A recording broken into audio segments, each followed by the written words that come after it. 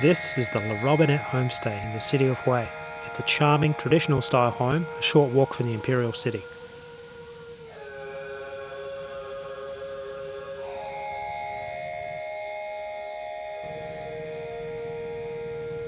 So to explore Hue, I booked in a tour. And I'm not the biggest fan of tours, but I was there for just a short period of time.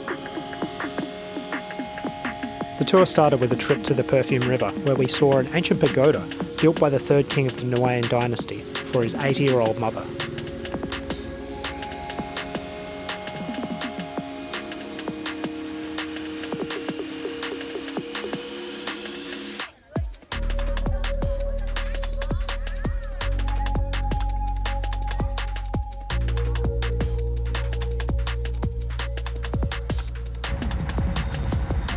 Next, we went for a little dragon boat ride down the Perfume River.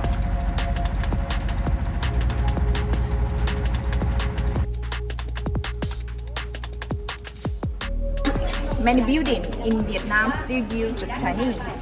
Why? Because China conquered Vietnam almost 1,000 years, and we were influenced the Chinese culture. At the beginning, Vietnamese write Chinese, but when the French people came to Vietnam, they have a new language for Vietnamese, Latin letter, and we start using the new language from the 1930s. Yeah, and we write Latin letter, but before it's a Chinese. Then we went to the Imperial city to see the buildings left by the Nguyen dynasty emperors.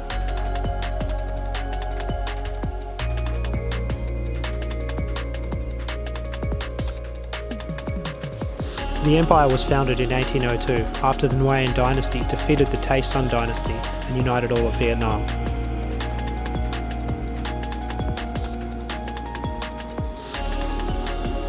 There's giant moats, defensive walls and large gates all around the Imperial city.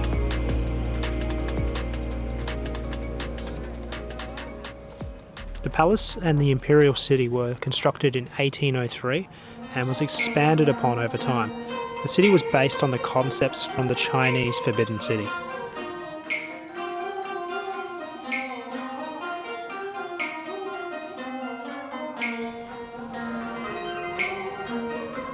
The dynasty ruled independently from 1802 until 1883. Then the French colonisers took power and maintained the royal family to rule only nominally as heads of state.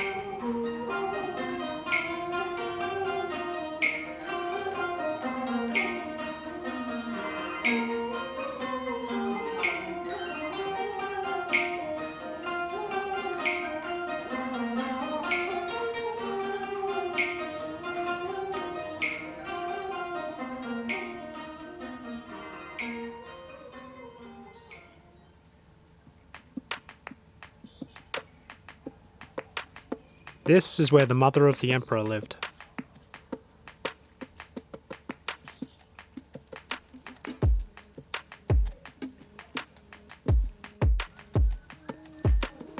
To me, the decadence and lavishness of royal family serves as a perfect symbol of everything evil about humanity.